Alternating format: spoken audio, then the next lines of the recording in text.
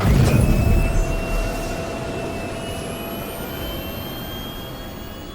systems online.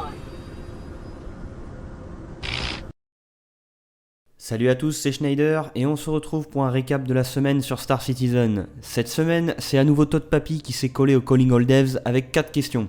Et la première, quoi de neuf à propos du Hull C? Pour rappel, la série Hull, c'est des vaisseaux de transport dont la colonne centrale s'allongera pour permettre le déploiement de panneaux où viendront se fixer les caissons de cargaison. Et autant vous dire qu'on n'est pas prêt d'avoir ces vaisseaux disponibles dans le jeu. Sa modélisation est terminée, mais il manque plein de choses pour qu'il soit pleinement opérationnel comme prévu. Déjà, les grilles physiques internes n'ont pas été prévues pour des vaisseaux dont la structure va se déplier. Ensuite, pour les vaisseaux les plus gros de la série Hull, ils ne sont pas censés pouvoir atterrir, mais s'amarrer à des stations spatiales. Niveau station spatiale, il n'y en a qu'une seule dans l'univers persistant pour l'instant, et les prochaines ne seront que des petites stations et de surcroît des stations de repos. Les raffineries, elles, ne sont prévues que pour la 3.6 en juin 2019, ce qui leur laissera le temps d'avancer un peu sur l'amarrage des vaisseaux aux stations, vu que ça non plus c'est pas encore fait. Ensuite, vu la quantité énorme de cargo que les Hull pourront embarquer, ils n'utiliseront pas les caisses classiques qui sont humainement transportables, mais des conteneurs beaucoup plus gros et ça demandera aussi du travail. Et pour finir, ils ne peuvent tout simplement pas ajouter un vaisseau avec une telle capacité de marchandises sans se préoccuper de l'impact que ça aurait sur l'économie. Deuxième question, la distance entre Hurston et Port-Olisar sera de 32 millions de kilomètres, ce qui sera trop grand pour les réservoirs des petits vaisseaux. Donc combien de stations-service est-ce qu'ils prévoient de mettre sur la route? Pour l'instant, ils partent sur 8, mais ils se doutent bien que dès la phase Evocati, ce chiffre changera suite au retour des joueurs. Ils veulent qu'un gros vaisseau puisse faire le trajet d'une seule traite évidemment, mais ils ne veulent pas non plus que les propriétaires des petits vaisseaux aient à les réapprovisionner en carburant toutes les 2 minutes. Troisième question, vu que John Pritchett, l'ingénieur en charge de la physique de vol, a quitté CIG récemment, quand est-ce qu'on aura un correctif pour l'ESP? Ils n'ont pas vraiment répondu à la question et ont dit qu'il y aura des améliorations successives en 3.2.2 et en 3.3. Dernière question, sur la brochure du prospector, il était dit que lorsqu'on aspirerait les débris d'un rocher ou d'un astéroïde, on devrait ensuite filtrer la roche des minerais revendables. Le prospector et le minage sont disponibles, mais pas la mécanique liée au filtrage, donc c'est prévu pour quand? Pour l'instant, ils travaillent à améliorer les mécaniques de minage existantes et à rajouter le minage pour les astéroïdes. Ça va leur demander pas mal de temps de recherche et développement, ils ne savent pas combien, mais pour l'instant ça avance bien. Et après ça seulement, ils verront s'ils passent sur le développement d'un autre métier ou s'ils continuent sur le minage et le filtrage.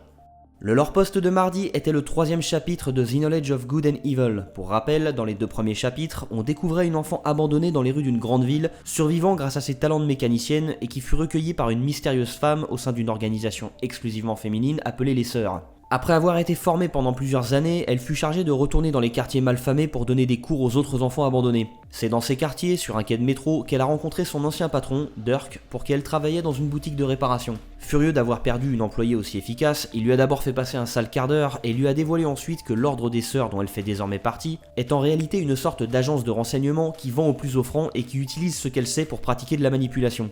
Dirk lui a ensuite confié un petit cube de métal et a menacé de s'en prendre aux enfants des rues qui assistaient à ses cours si jamais elle ne plaçait pas ce petit cube près de la porte blindée du coffre-fort de l'Ordre. Après plusieurs jours d'investigation, elle finit par se rendre compte que ce cube n'avait pas l'équipement nécessaire pour voler et transmettre des informations, mais seulement pour vider intégralement des disques durs. Elle finit par comprendre que l'Ordre des Sœurs doit avoir des informations compromettantes sur son ancien patron à qui ça plaît pas. Même si une série de questions à la mère supérieure de l'Ordre semble confirmer les accusations de Dirk, l'enfant estime que ça n'est pas une raison pour céder à son chantage. Elle est donc retournée voir son ancien patron pour lui dire qu'elle ne ferait pas ce qu'il attendait d'elle, avant de se prendre un coup de pistolet paralysant, de finir dans une cave pleine de sang avec une note disant qu'il est temps pour elle de passer aux actes, sinon des enfants mourront par sa faute. La suite au prochain chapitre, mais visiblement elle a cédé à la menace et s'est fait repérer au moment de placer le cube contenant le virus à côté de la salle du coffre.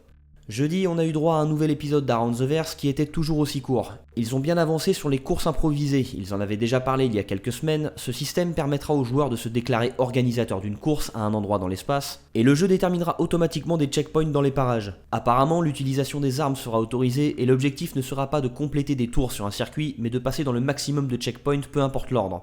Ils ont pu tester ça avec 16 membres de l'équipe QA et les retours sont plutôt positifs. Et une fois que ça sera fini, ils passeront sur les mêmes courses mais dans l'espace et certainement dans des champs d'astéroïdes. L'équipe en charge des interfaces est en train de dessiner les premières maquettes des menus qui nous permettront de louer des vaisseaux et des armes pour l'Arena Commander et Star Marine, pour pouvoir faire en jeu ce qu'on fait pour l'instant via leur site. Sur les épaves, ils reprennent celles qui sont déjà existantes pour les mettre dans des conteneurs d'objets pour les rendre compatibles avec le futur Object Container Streaming. Ils en ont d'ailleurs profité pour retravailler les jeux de lumière et le brouillard ambiant. Au niveau des vaisseaux, on a eu les premiers concept art de la série 300. Comme le Avenger, sa taille a augmenté pour améliorer la circulation à l'intérieur et régler les problèmes lors du chargement de marchandises. Et aussi son design est désormais un peu plus raccord avec ceux du 100i et du 600i et avec l'identité du constructeur Origin. L'équipe audio s'est chargée de rendre plus crédibles les sons liés aux objets soumis à la physique. Jusqu'à maintenant, les objets capables de rouler, glisser ou rebondir produisaient des sons en fonction de leurs matériaux et c'était tout. L'action subie par l'objet, sa forme ou la forme de ses surfaces ne rentrait pas du tout en compte, mais c'est désormais le cas.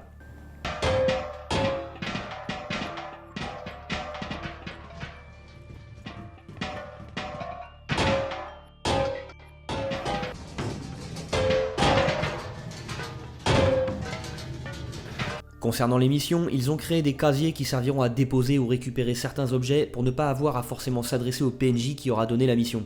Pour la capitale de Hearthstone, leur ville, ils ont commencé à travailler sur des portiques de sécurité. En effet, les zones d'armistice qu'on connaît aujourd'hui avec l'impossibilité de dégainer une arme ne sont pas appelées à rester, et plus tard on aura des zones dont la sécurité sera plus nuancée.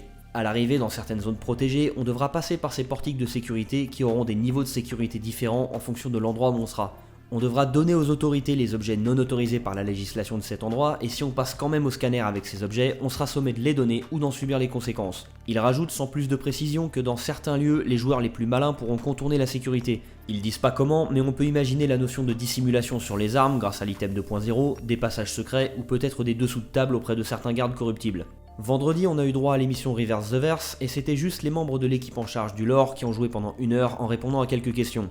Ils veulent bien sûr que la progression des quêtes soit partagée entre les joueurs d'un groupe, mais ils n'ont pas de date à donner. Ils voudraient aussi que le futur Spectrum in-game diffuse des nouvelles relatives au lore du jeu, mais là encore, ils savent pas du tout quand ça sera possible. Mais ils aimeraient qu'on y participe, grâce entre autres aux caméras du Reliant. Pour ce qui est de faire des nouvelles, des romans et des bandes dessinées, c'est pas les idées qui leur manquent, mais leur temps est déjà beaucoup trop pris par d'autres priorités. Ils sont plutôt emballés à l'idée d'intégrer de vraies marques dans l'univers futuriste de Star Citizen, mais la barrière serait plutôt d'ordre légal et donc ça dépend pas d'eux. À la grande question qui anime les forums depuis 2012, pourquoi est-ce qu'on entend du son dans l'espace dans Star Citizen? C'est parce que notre combinaison et les systèmes de navigation des vaisseaux simulent ces sons pour qu'on puisse mieux percevoir notre environnement. D'ailleurs, les impulsions électromagnétiques pourraient faire griller les systèmes en charge de ça et nous priver de ces sons simulés. Ils veulent intégrer des missions à embranchement en fonction des objectifs que le joueur aura réussi à accomplir ou pas, mais bien sûr, ils n'ont pas de date à nous donner. Enfin, à propos de ce que les autres races extraterrestres écoutent comme musique, les Xi'an sont fans de musique lente, planante, presque funèbre, et pour les Vandals, on doit la réponse à Cherry Heiberg. Vandal love piano jazz, and that's canon.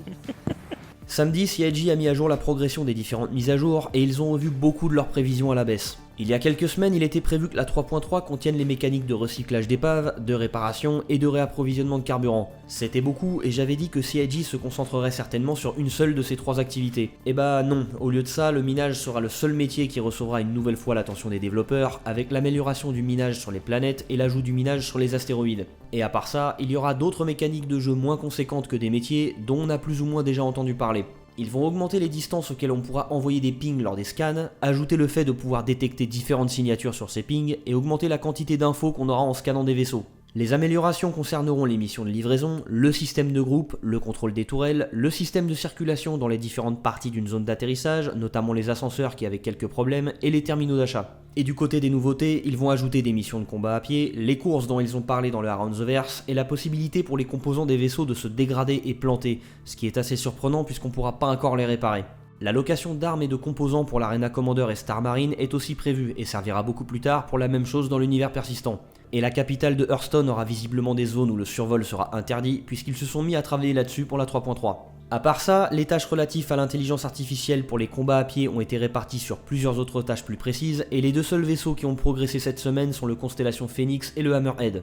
Évidemment du coup, tous les changements concernant les fonctionnalités de gameplay de la 3.3 ont amené certaines d'entre elles à être repoussées. Les améliorations du service beacon et les missions d'escorte sont repoussées à la 3.4 en fin d'année, les métiers de recyclage d'épaves et de réparation sont repoussés à la 3.5 en mars 2019, et la technologie de nuages volumétriques, les métiers de réapprovisionnement de carburant et les missions du service beacon liées aux réparations et au recyclage d'épaves sont repoussées à la 3.6 en juin 2019. Pareil pour la 3.4, toutes les mécaniques de jeu liées à l'installation sur un terrain et la fusion de serveurs qui étaient prévues pour la fin de l'année ont été repoussées en 3.6. Et idem pour la 3.5, tout ce qui était prévu en termes de lieux et d'intelligence artificielle a été repoussé en 3.6. Donc oui, on a bien une mise à jour 3.6 sur le planning, mais quasiment uniquement composée de tâches repoussées des autres mises à jour. Il semble qu'encore une fois, ils aient été un peu trop optimistes au moment de faire leur planning. C'est la fin de cette vidéo et j'espère qu'elle vous a plu. Sur ce, je vous dis à dimanche prochain et d'ici là, portez-vous bien, citoyens.